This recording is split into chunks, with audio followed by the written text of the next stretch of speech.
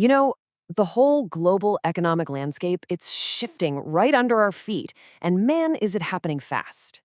This cloud of trade policy uncertainty is sending waves all across the world, and it's forcing every single nation to really rethink its game plan. So let's dive in and see how different countries are trying to navigate this storm. And we're not talking about a small ripple here. This is a tectonic shift. This whole move away from, decades of economic integration, it's literally shaking the foundations of international trade. And the effects are being felt everywhere, but, as we'll see, in very different ways. So that really gets to the heart of it, right? When the big players, I'm talking about the US and China, are basically rewriting the rulebook for global trade, how can the smaller, more nimble economies possibly survive? Or maybe even find a way to thrive? We're going to look at two fascinating and very different approaches. So on one hand, you've got the Philippines, an economy that's, believe it or not, pretty well insulated from all these trade shocks.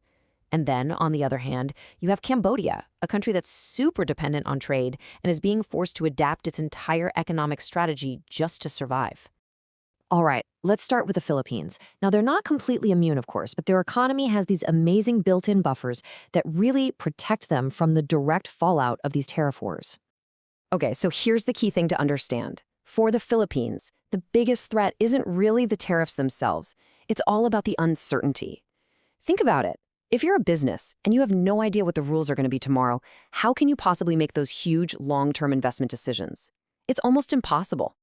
Okay, this slide right here, it perfectly shows you what I mean by the Philippines' economic armor. Just look at this.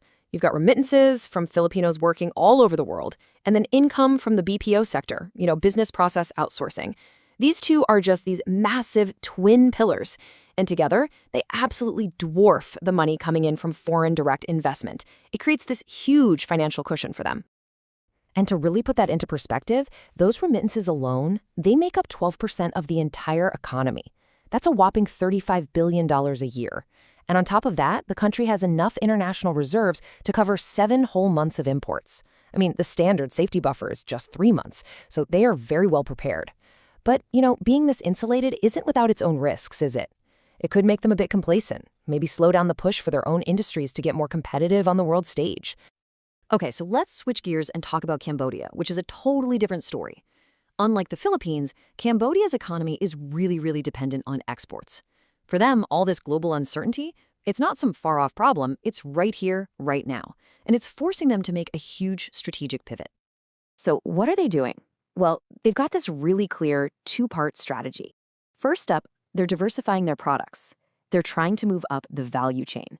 What that means is they're not just making clothes anymore. They're getting into more complex stuff like semiconductors and even bicycles. And second, they're diversifying their markets. They're not putting all their eggs in the US or EU baskets anymore. They're really focusing on their ASEAN neighbors and building up trade with Japan and China. And you can see right here on this chart that it's actually working. I mean, just 10 years ago, a crazy 75% of their exports were garments. Today, that's down to about 50%. That's a huge shift, and it's clear proof their diversification strategy is starting to pay off. But they're not stopping there. They're thinking way bigger. This quote, "We want to position ourselves as maybe the kitchen of the world." I mean, wow, that shows some serious ambition for their farming sector. Think about it. In a world with more and more people, food is strategic. Cambodia is betting on a future where food security is everything. But here's the thing, it's not just about tariffs. The whole global investment scene is getting spooked by a bunch of other issues that can totally change how attractive a country looks overnight. Yeah, investors are looking at everything. We're talking regional conflicts, like the one that flared up between Cambodia and Thailand. They're looking at messy domestic political scandals. And what about the reputational damage from things like those scam centers? That stuff matters. Each one of these things adds risk and can scare away money just as fast as a new tariff. Heck, in today's world, even something like a lack of digital skills in the population can be seen as a real vulnerability.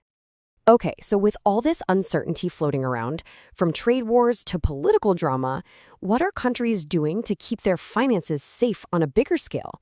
Let's zoom out a bit and see how central banks are trying to find some stable ground. You know how it is. When things get crazy, people run for safety. And for central banks, for centuries, that has meant one thing: gold. right? When you start to lose faith in paper money or government policies, the idea of a physical, tangible asset, well, its appeal just skyrockets. That's a huge reason why we're seeing gold prices climb.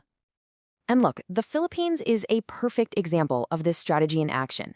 A full 13% of their huge international reserves are held in actual physical gold. I mean, that is a really high number, and it just goes to show you how seriously they're taking this whole search for a safe haven. And this is all connected to a much bigger trend that you've probably heard about: de-dollarization. Basically, what it means is that countries everywhere are trying to not be so dependent on the US dollar for their reserves and for trade. It's like a giant global portfolio adjustment. But hold on, gold isn't the only game in town anymore. This quote here really points to something new and fascinating that's happening. The price of Bitcoin has also been shooting up. It's really interesting to see how people react to these kinds of uncertainties. So this suggests that at least some people are starting to see digital assets as a new kind of safe haven. Now, most central banks aren't going there yet, but it shows you how people are thinking outside the box when things get shaky. And all of this leaves us with one final really big question. As all the old rules of global trade and finance seem to be crumbling, what's next? What is the new gold standard for security? Is it going to be physical gold, maybe a mix of different currencies, or could it be digital assets? In this new, kind of unstable world we're in, the search is definitely on.